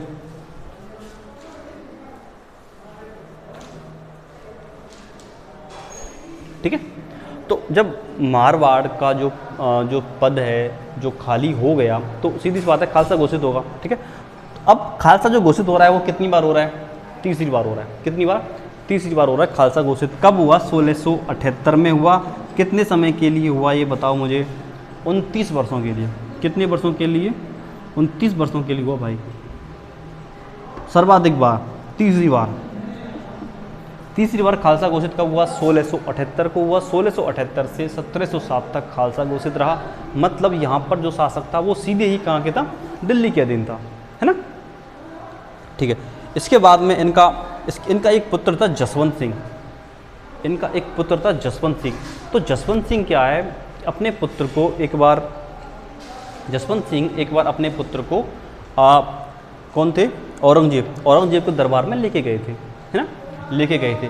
तो औरंगजेब ने अपना अपने एक शेर से युद्ध करने को पृथ्वी सिंह का, क्योंकि पृथ्वी सिंह बहादुर थे और औरंगजेब ने उनके किस्से सुन रखे थे, ठीक है। तो इसलिए उन्होंने कहा कि ठीक है तुम मेरे शेर से लड़के बताओ। तो कहा जाता है कि पृथ्वी सिंह ने औरंगजेब के शेर को मतलब शेर के जबड़े को बीच से चीर दिया था, ठीक है। इतने ताकतवर थे पृथ्वी सिंह। जब इनके पिता की मृत्यु हो गई तो सीधी सी बात है औरंगजेब को डर लगने लगेगा पृथ्वी सिंह से। कहीं ना कहीं पृथ्वी सिंह ताकतवर थे, ठीक है। तो पृथ्वी सिंह के लिए विष वाले कपड़े औरंगजेब ने भेंट किए, जिनको पहनने के बाद में पृथ्वी सिंह की क्या हो जाती है? मृत्यु हो जाती है। पृथ्वी सिंह की मृत्यु हो जाती है, ठीक है। और इनके एक अन्य पुत्र कौन थे? अजीत सिंह, ठीक है। तो इनके अन्य पुत्र अजीत सिंह के साथ में पूरी फैमिली को जो सुरक्षित जोधपुर लाए वो कौन थे? दुर्गादास राठौड़, जसवंत सिंह की फैमिली, जिसमें अजीत सिंह बचपन थे, ठीक है। दुर्गादास राठौड़ अजीत सिंह के साथ में फैमिली को जोधपुर लेकर के आए, सुरक्षित लेकर के आए, ठीक है। और जो अब अगला जो अब का जो होने वाला है राजा वो रहने वाला है अजीत सिंह। ठीक है, पढ़ते हैं अजीत सिंह के बारे में। हाँ जी, तो अब बात करते हैं हम किसकी, अजीत सिंह की। अजीत सिंह से पहले मैंने बताया था आपको जसवंत सिंह थे, और जसवंत सिंह की जो मृत्यु थी उसके बाद उस पर औरंगजेब ने कहा था कि आज कुफ्र का दरवाज़ा ढह गया। क्यों कहा था, मैंने बताया था। औरंगजेब कभी तो जसवंत सिंह औरंगजेब के साथ था, कभी दारा के साथ था, कभी सुजार के साथ था। ठीक है, तो दल बदलू टाइप था, या फिर कह लें कि मतलब झूठा बोल सकते हो उसको। ठीक है, तो इसलिए उनको कहा गया कि आज कुफ्र का दरवाज़ा ढह गया। इसके बाद में क्या किया कि इसने औरंगजेब ने पूरी फैमिली समेत इनको अपने दिल्ली के एक जो रूप सिंह राठौड़ हवेली है ना, एक रूप सिंह राठौड़ हवेली थी, रूप सिंह राठौड़ हवेली दिख रहा है क्या, दिख रहा है, रूप सिंह राठौड़ हवेली दिल्ली की रूप सिंह राठौड़ हवेली में परिवार को कैद कर रखा था, जहां पर अजीत सिंह भी थे। दुर्गादास राठौड़ ने रूप सिंह हवेली से अजीत सिंह को सुरक्षित बाहर निकाला, है ना। रूप सिंह को दुर्गादास राठौड़ ने सुरक्षित बाहर निकाला। ठीक है, बाहर निकाला तो इसीलिए दुर्गादास राठौड़ को क्या कहा जाता है, राठौड़ वंश का उद्धारक कहा जाता है। राठौड़ वंश का उद्धारक कहा जाता है, राठौड़ वंश का यूलिसेस कहा जाता है ना, राठौड़ वंश का उद्धारक कहा जाता है। इसमें अब देखो, अजीत सिंह छोटे थे, अल्पायु के थे। अजीत सिंह छोटे थे तो दुर्गादास राव ने मुकंदराव खींची को ये जिम्मेदारी सौंपी कि तुम अजीत सिंह का भरण पोषण करो और अजीत सिंह को बड़े होने तक उसका पालन पोषण करो। मुकंदराव खींची ने ये जो जिम्मेदारी वो दे दी जयदेव ब्राह्मण को। जयदेव ब्राह्मण कहाँ के थे, एक कालिंदी गांव के थे। कालिंदी गांव के जयदेव ब्राह्मण को उन्होंने अजीत सिंह को सुपुर्द कर दिया।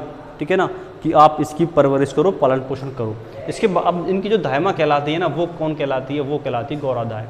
इनकी दायमा कौन कहलाती हैं, गौराधाय कहलाती हैं। इनको जो संरक्षण मिला था ना, वो किनका मिला था, महाराणा राज सिंह को। भाई इनके पास में कुछ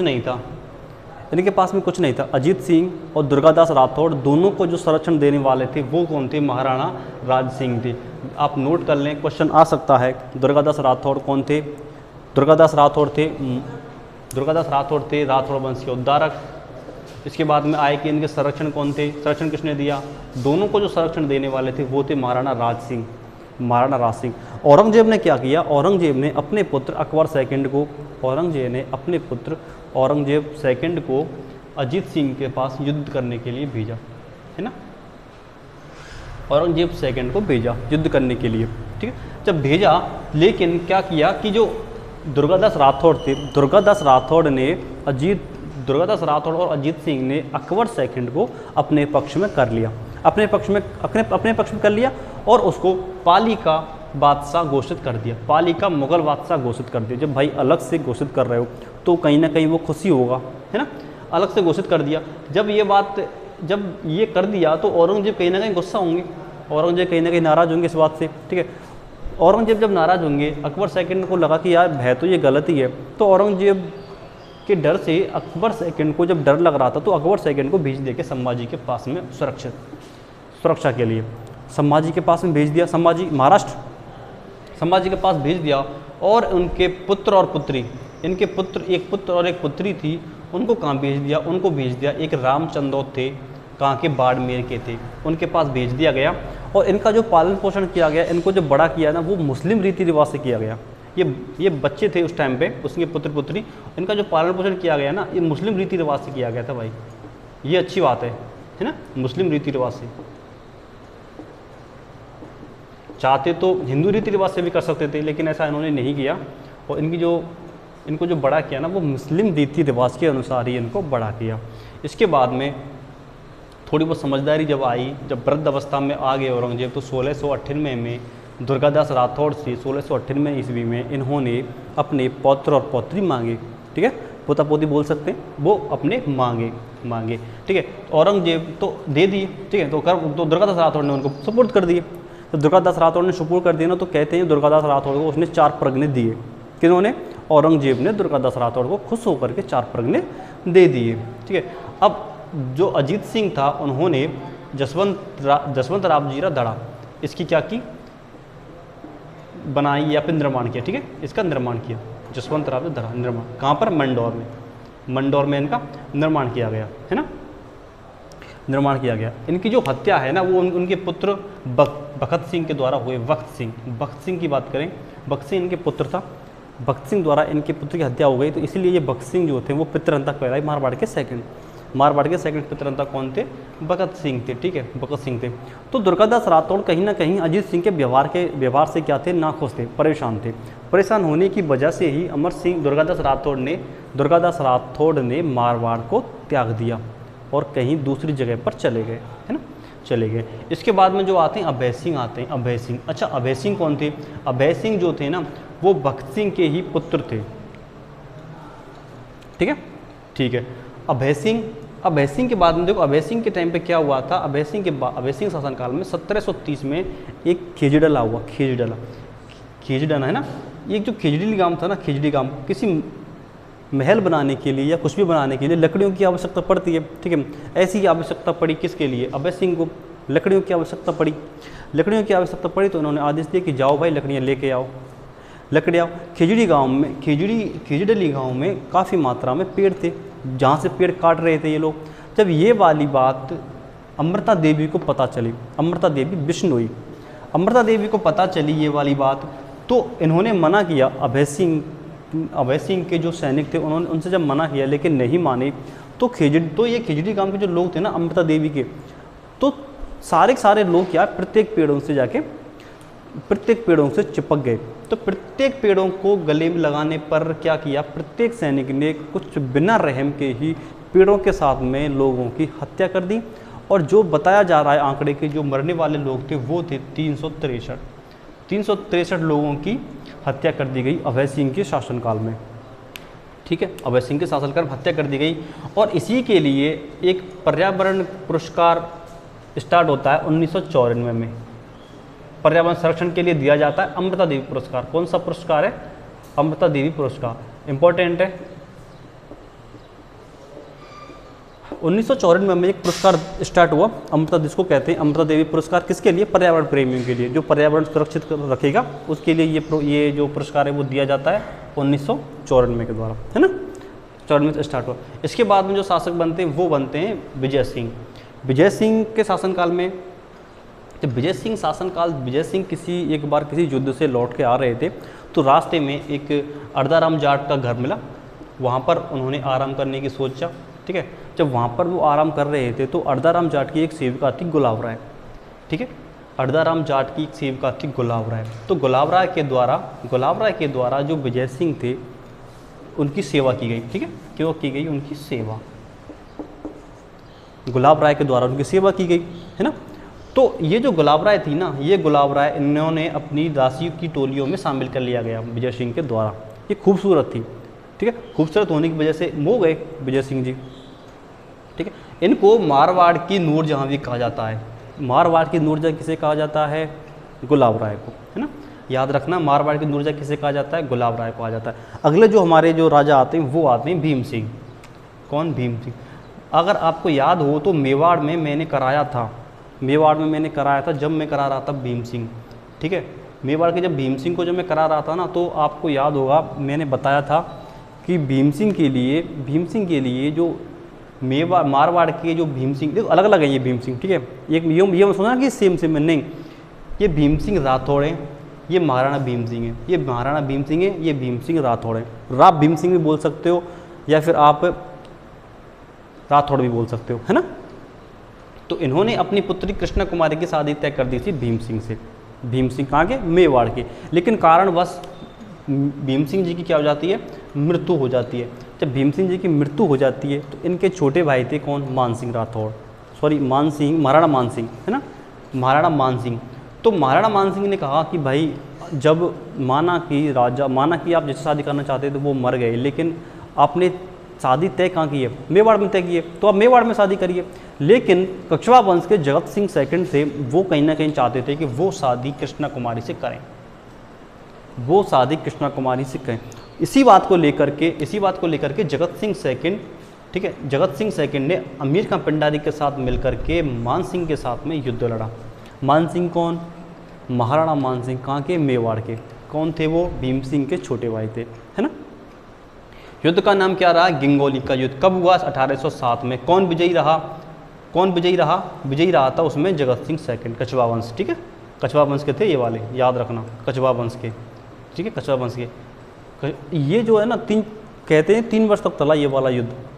कितना लंबा चला, एक लड़की के लिए युद्ध हुआ, है ना।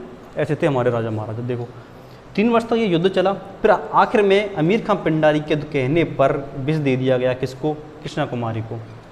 भाई खूबसूरत थी कृष्णा कुमारी, इनका भी खोट नहीं है, है ना। कृष्णा कुमारी को विष दे दिया गया और कृष्णा कुमारी का चैप्टर यहाँ पर हो जाता है क्लोज, है ना। कृष्णा कुमारी का चैप्टर क्लोज होने के बाद में अगला जो शासक आता है वो आता है तख्त सिंह। कौन आता है?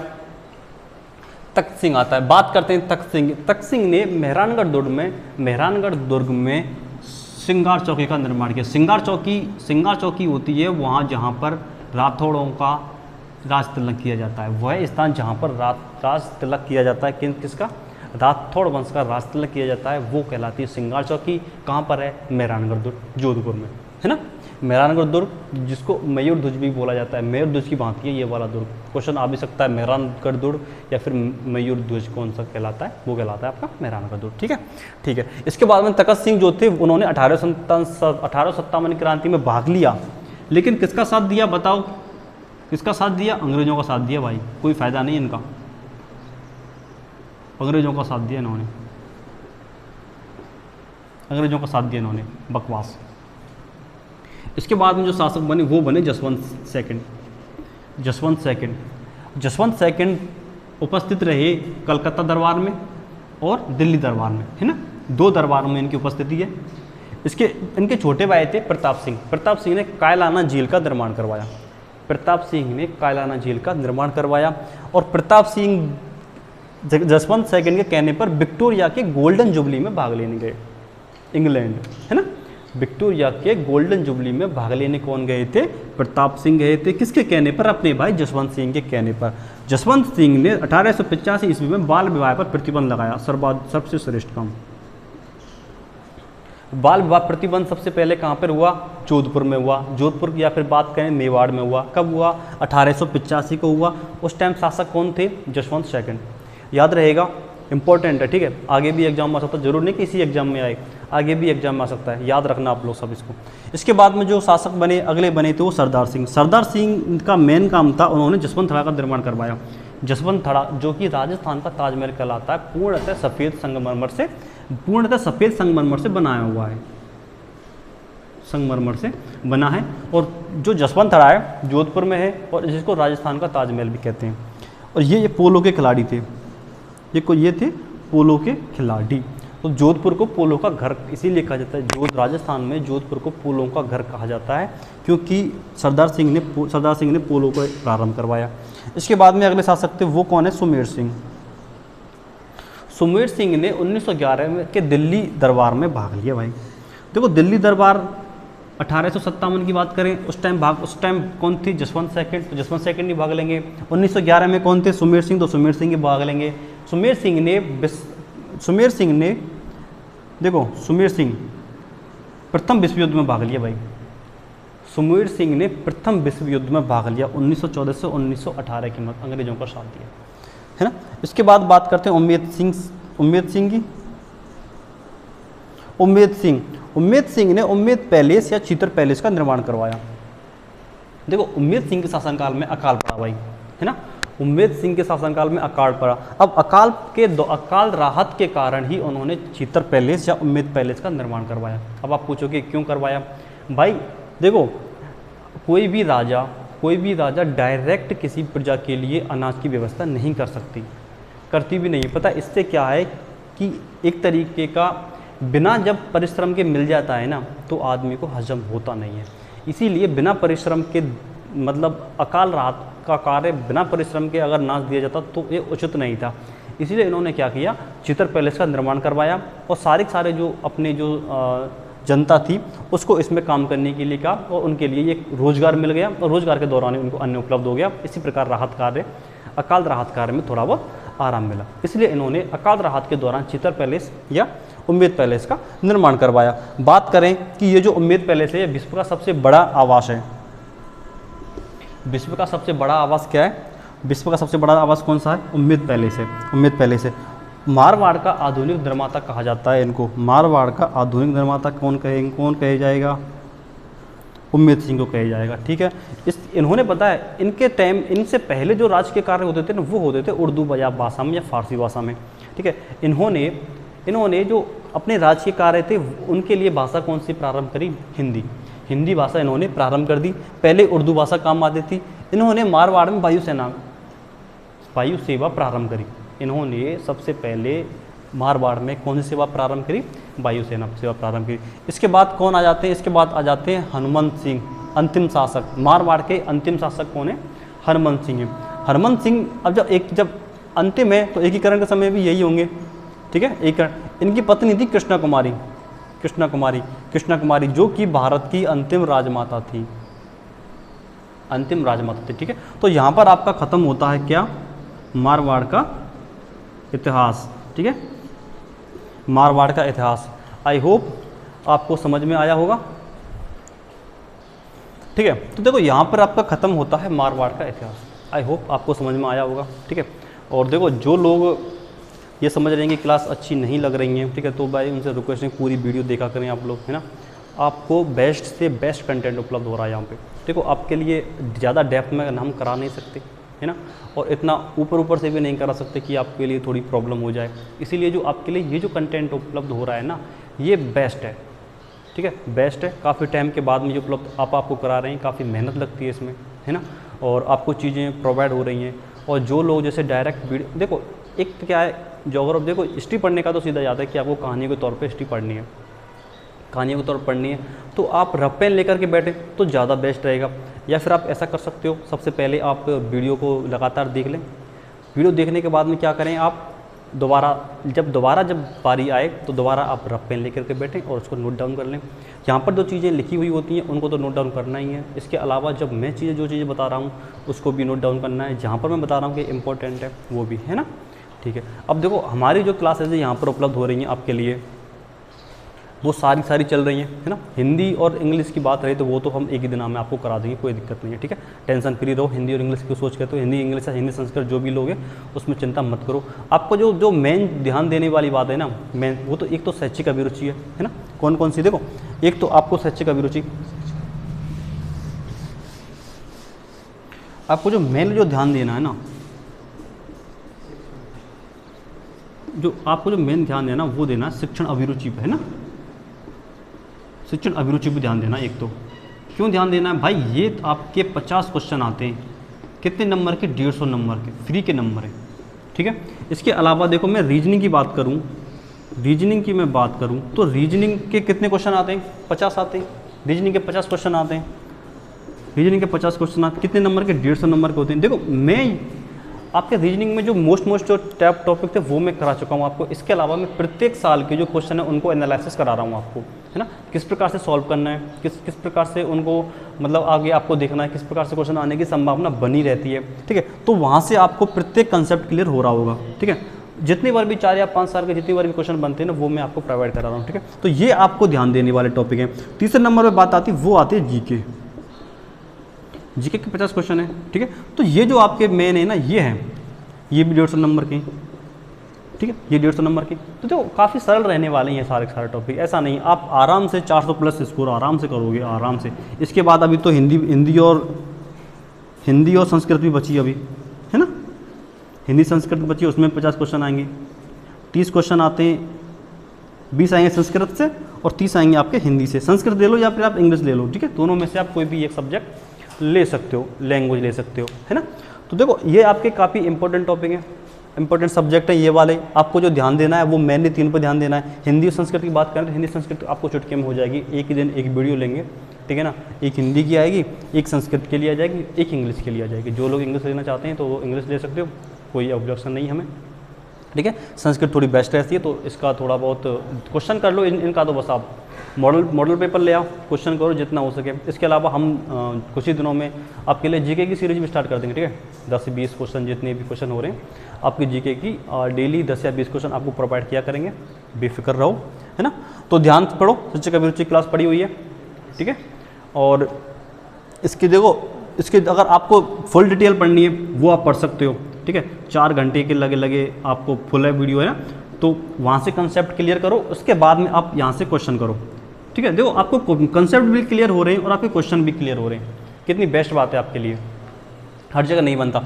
और जो अब देखो, अगर आप कोई भी वीडियो खोल के देख लो, उसके डिस्क्रिप्शन में जाओ, नीचे आप, है ना, उसके डिस्क्रिप्शन में जाओ, वहीं पे सारी लिंक मिल जाएंगी, सारी लिंक वहीं मिल जाएंगी आपको। शिक्षण अभिरुचि की हो गई, रीजनिंग की होगी, जीके की हो गई, सारी देखिए अभिरुचि, ठीक है। तो जितना हो सके पढ़ो, ध्यान दो, रिवीजन करो, ठीक है। मिलते हैं अगले किसी टॉपिक के साथ में, शायद अगला अपन बीकानेर और किशनगढ़ बंस करा देंगे, ठीक है। धन्यवाद।